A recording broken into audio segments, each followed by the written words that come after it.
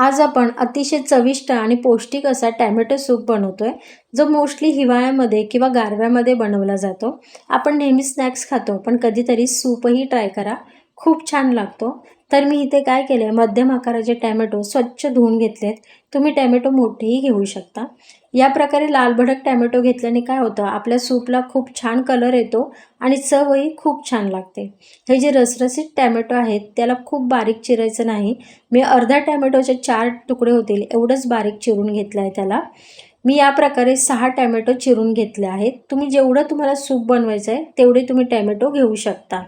आता एका पॅनमध्ये 2 चमच तेल गरम करायचा, त्याच्यामध्ये अर्धा चमच जिरा घालायचा। जिरा तडतडला की 4 लसणीच्या पाकळ्या घालायचा।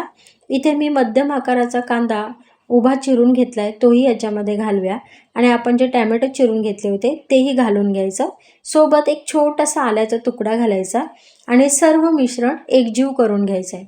आलं आणि लसूण खूप जास्त वापरू नका, त्याच्यामुळे काय होईल, खूप कडवटपणा येत जाईल। फक्त चव चांगली लागावी यासाठी थोडंसं आलं आणि लसूण घालायचं आहे। आता हे सर्व मिश्रण आपल्याला चांगलं शिजून घ्यायचं आहे, मऊसूत शिजून घ्यायचं आहे। याच्यातला जो कच्चेपणा आहे तो पूर्णपणे निघून गेला पाहिजे।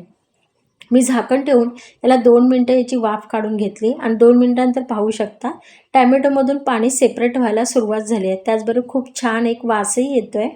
आता आपल्याला हे मिश्रण पूर्णपणे मऊसूद होईपर्यंत शिजून घ्यायचं आहे। हे पाणीही पूर्णपणे सुकलं पाहिजे।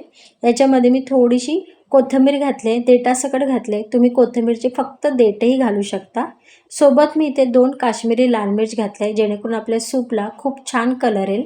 1 मिनिट पुन्हा एकदा झाकण घालून शिजून घेऊया। आता पहा, याच्यातलं पाणी आपलं पूर्णपणे सुकून गेलं आहे। आपले कांदा, टमाटर, आलं, लसूण सर्व व्यवस्थित शिजलं गेलं आहे। आता याला थोडा वेळ थंड होऊ द्यायचं। थंड झालं की मिक्सरच्या जारमध्ये घालायचं आणि याला मऊसूत असं वाटून घ्यायचं आहे। मी वाटताना अजिबात पाण्याचा उपयोग केला नव्हता। तर पहा, याची थिकनेस आपली खूप घट्ट आहे। आपण सूप बनवतोय तर आपल्याला खूप पातळही नको आहे आणि खूप घट्टही नको आहे। याचं जे टेक्स्चर आहे ते आपल्याला मध्यम पाहिजे। त्यासाठी मी इथे अर्धा ग्लास पाण्याचा वापर केला आहे। पाणी घालून मिक्स करून घ्यायचं। आता एक बाउल घेतलं आहे आणि सोबत मी अशी गाळणी घेतली आहे, तुम्ही चहाची गाळणीही वापरू शकता। आपले सर्व मिश्रण गाळणीमध्ये घालायचं आहे आणि हे आपण पूर्णपणे व्यवस्थित गाळून घ्यायचं आहे आणि जो चोथा उरतो तो आपण टाकून द्यायचा आहे। टॅमॅटोची जी वरची साल असते, मिरचीचे जे वरचं आवरण असतं ते चोथा म्हणून निघतो, त्याचं युजफुल नसतं ते आपण टाकून द्यायचं आहे। आता इथे पुन्हा एकदा मी अर्धा ग्लास पाण्याचा वापर करते, कारण की आपली थिकनेस अजूनही घट्ट आहे। आत्तापर्यंत आपण इथे 1 ग्लास पाणी वापरलं आहे। आता हा चोथा आपण टाकून देऊया। एक कढई आपण हाय फ्लेमवरती गरम करूया, त्याच्यामध्ये सर्व मिश्रण घालून घेऊया। पुन्हा एकदा मी इथे अर्धा ग्लास पाणी वापरलं आहे। टोटल आपण 1.5 ग्लास पाणी वापरलं आहे। अर्धा चमच मीठ घालायचं, अर्धा चमच जिरेपूड घालायची आणि अर्धा चमच काळी मिरी पावडर घालायची।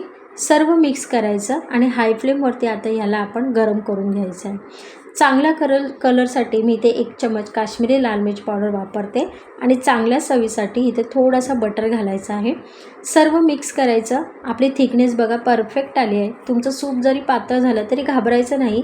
1 चमच कॉर्नफ्लॉवर घ्यायचा, त्याला पाण्यामध्ये मिक्स करायचं आणि याच्यामध्ये घालून चांगलं शिजवून घ्यायचं।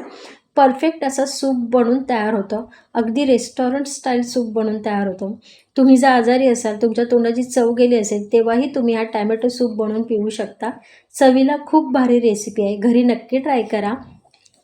याला आता आपली चांगली उकळ आली आहे। आपला टॅमॅटो सूप पूर्णपणे बनून रेडी आहे। एका बाउलमध्ये काढून घ्यायचा आणि याला असा गरमागरम पिऊन घ्यायचा। व्हिडिओ आवडल्यास नक्की लाईक करा आणि अशाच अमेझिंग रेसिपीसाठी राडा रेसिपी चॅनलला सबस्क्राईब करा। आपल्या फॅमिली मित्रांबरोबर शेअर करा। भेटूया पुढच्या व्हिडिओमध्ये।